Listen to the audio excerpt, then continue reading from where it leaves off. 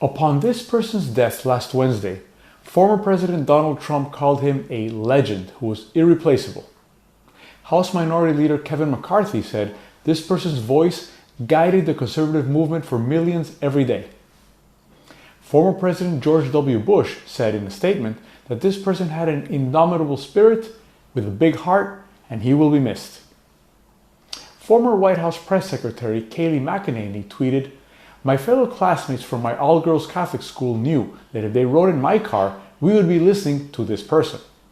He has built a legacy that will endure for many generations to come and will continue to inform our country." I'm old, so I was in my 30s during this person's heyday in the 1990s. I'm not sure if I was more infuriated by what he did and said then, or by the way he was eulogized by members of today's Republican Party now.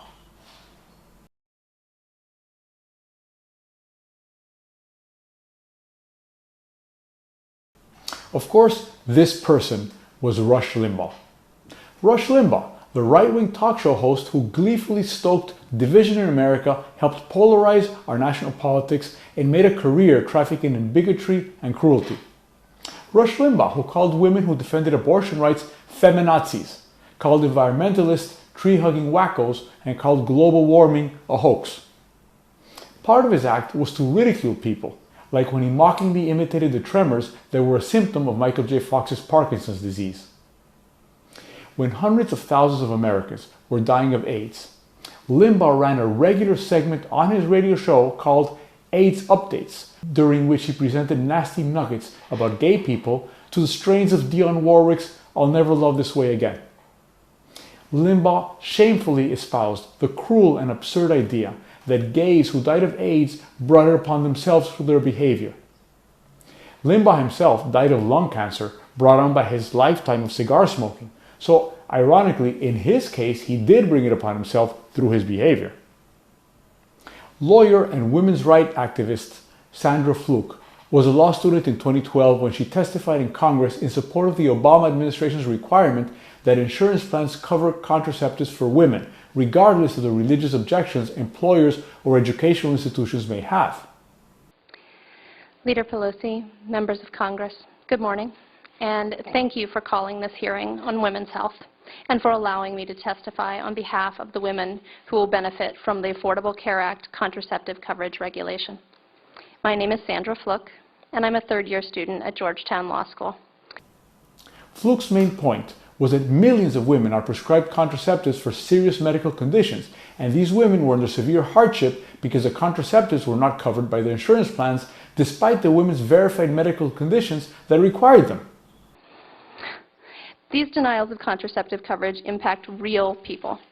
In the worst cases, women who need this medication for other medical reasons suffer very dire consequences.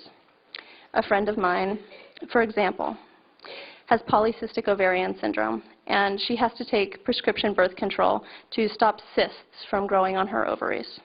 Her prescription is technically covered by Georgetown's insurance because it's not intended to prevent pregnancy. Unfortunately, under many religious institutions' insurance plans, it wouldn't be. There would be no exception for other medical needs.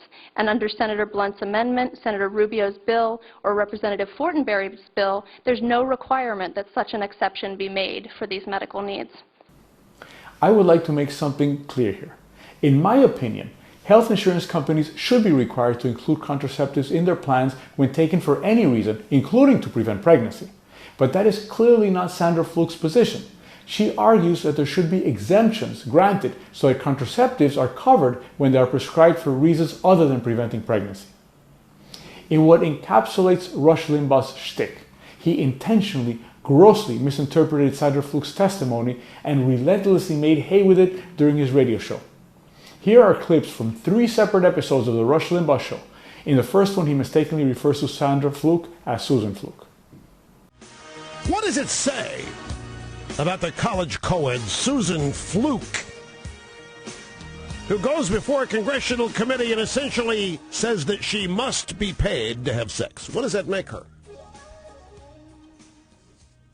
It makes her a slut, right? Makes her a prostitute. She wants to be paid to have sex. The woman comes forth with this frankly, hilarious claim that she's having so much sex, and her buddies with her, that she can't afford it.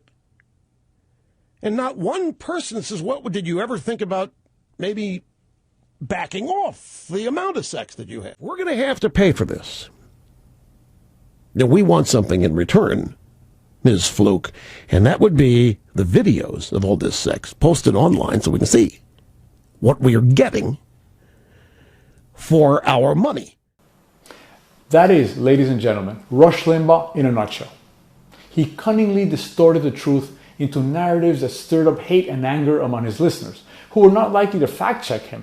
They called themselves ditto heads, after all, because they took Limbaugh's word as gospel. I fervently disagree with almost everything that comes out of Sean Hannity's mouth, but I agree with what he said during a tribute to Rush Limbaugh the day he died. Hannity said, quote, "There is no talk radio as we know it without Rush Limbaugh. It just doesn't exist." I'd even make the argument in many ways there's no Fox News or even some of these other opinionated cable networks, end quote. Hannity actually said this as if it were a good thing. But he's right. Without Rush Limbaugh, there is no Fox News and most probably no Donald Trump presidency. On February 4th, 2020, during his State of the Union address, former President Donald Trump forever sullied the highest civilian award of the United States when he awarded Rush Limbaugh the Presidential Medal of Freedom. The Presidential Medal of Freedom, to a man that once opined that all newspaper composite pictures of wanted criminals resembled Jesse Jackson. A man who told a black caller to his talk show to, quote, "take that bone out of your nose and call me back," end quote. A man who, speaking of the genocide of American Indians, said, quote, "Holocaust 90 million Indians? Only 4 million left? They all have casinos, so what's to complain about?" End quote. A man whose idea of sexual consent was, quote, "How many of you guys have learned that no means yes if you know how to spot it?" End quote. Limbaugh enraged me in the 80s and 90s. I was incensed when he received the Presidential Medal of Freedom.